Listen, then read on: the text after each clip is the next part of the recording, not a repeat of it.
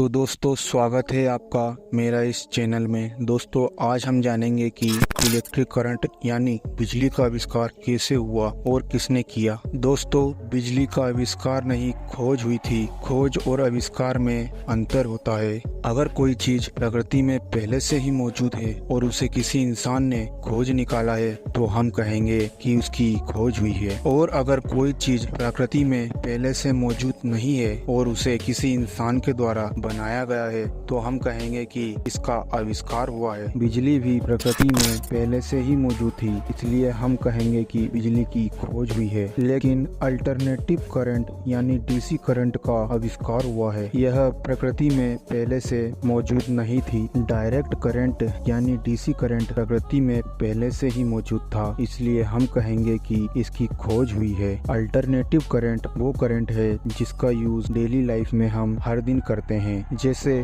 Bulb, fan, washing machine और जितने भी इलेक्ट्रिक सामान हैं जो अपने घर में यूज करते हैं, ये सारे अल्टरनेटिव करंट से चलते हैं। और बैटरियों से मिलने वाला करंट डीसी करंट होता है। पहले डीसी करंट की खोज हुई थी और इसी के आधार पर डीसी करंट का आविष्कार हुआ था। दोस्तों बिजली की खोज और आविष्कार किसी एक समय में किसी एक इंसान के द्वारा नहीं हुआ था। इसकी खोज के बाद पीढ़ी दर पीढ़ी कई साइंटिस्टों द्वारा इसमें सुधार किए गए और इसके बाद बनाने के तरीके का आविष्कार किया गया। आज के इस वीडियो में हम इसी के बारे में विस्तार से जानेंगे। 2700 बीसी करंट के बारे में लोगों को बस इतना ही पता था कि कुछ मछलियां होती है जिनको छूने से झटका लगता है। 600 बीसी पहले थेल्स ने पाया कि कांच या अंबर के टुकड़े को रेशम से रगड़ने पर उसमें एक ऐसी शक्ति आ जाती है जो कागज के टुकड़े को अपनी ओर आकर्षित करती है। फिर सन 1600 ईस्वी में मिलन ग्रिवट ने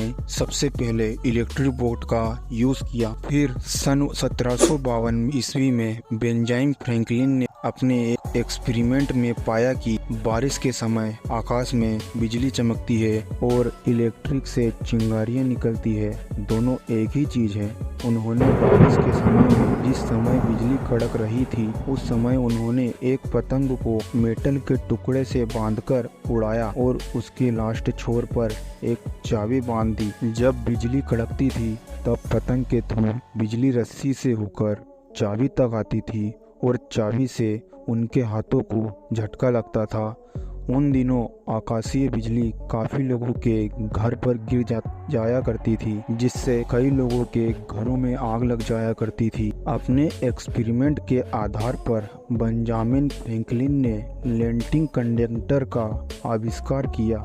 इसके बाद से ये समस्या सॉल्व हो गई। सन 1800 ईस्वी में एल्साइंडो वोल्टा ने बताया कि केमिकल रिएक्शन कराकर भी बिजली बना सकते हैं। इसके बाद उन्होंने जिंक और कॉपर की प्लेट का यूज करके बैटरी का आविष्कार किया। फिर सन 1831 में माइकल फ्लेडिन ने डीसी इलेक्ट्रिक डायनामो और डीसी मोटर का आविष्कार किया। इसके बाद बिजली बनाने की समस्या दूर हो गई, जिसके बाद से इलेक्ट्रिसिटी को टेक्नोलॉजी के लिए यूज किया जाने लगा और इलेक्ट्रिक युग की शुरुआत हो गई। बाद में बड़े बड़े डीसी जनरेटर बनाए गए, जिससे बड़े पैमाने पर डीसी करंट का प्रोडक्शन होने लगा। सन 1878 में थॉमस एल्वा एडिसन ने बल्ब का आविष्कार किया। इसके बाद से घरों और फैक्ट्रियों में डीसी करंट का यूज होने लगा। एडिसन की अपनी एक डीसी करंट प्रोडक्शन की कंपनी भी थी,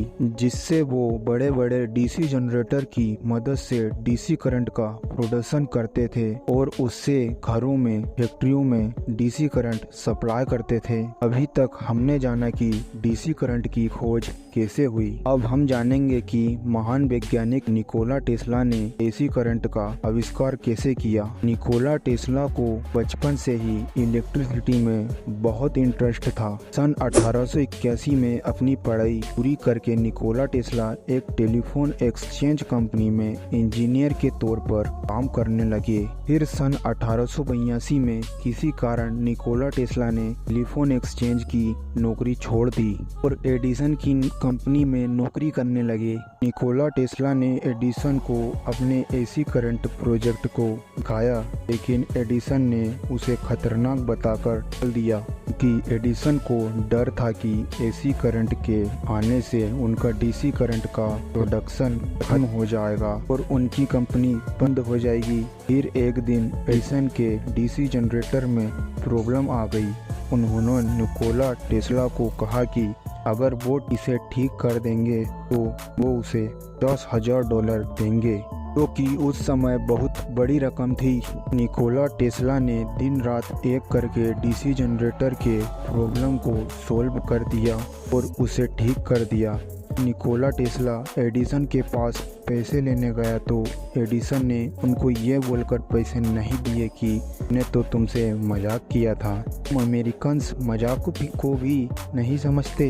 इससे निकोला टेस्ला को बहुत गुस्सा आया। उन्होंने एडिसन की कंपनी को छोड़ दिया। फिर उन्होंने अमेरिका के बड़े बिजनेसमैन जॉर्ज वेस्टिंगहाउस के साथ मिलके एक कंपनी खोली। सन 1887 में निकोला टेस्ला ने एसी डायनामो और एसी इंडक्शन मोटर का आविष्कार किया और अपनी कंपनी में एसी कंडक्टर का प्रोडक्शन करने लगे। इस बात से एडिसन को बहुत जलन हुई और उन्होंने निकोला टेस्ला के करंट को इंसानों के लिए खतरनाक बताया। एडिसन ने लोगों के सामने जानवरों के ऊपर एसी करंट का प्रयोग करके भी दिखाया, जिससे उन जानवरों की मौत हो गई, जिससे एसी करंट के ऊपर लोगों के सवाल भी उठे। फिर भी एसी करंट की लोकप्रियता कम नहीं हुई, क्योंकि इससे बहुत फायदे थे। जैसे डीसी करंट से शॉर्ट सर्किट का खतरा ज़्यादा होता था और डीसी करंट 2 मील से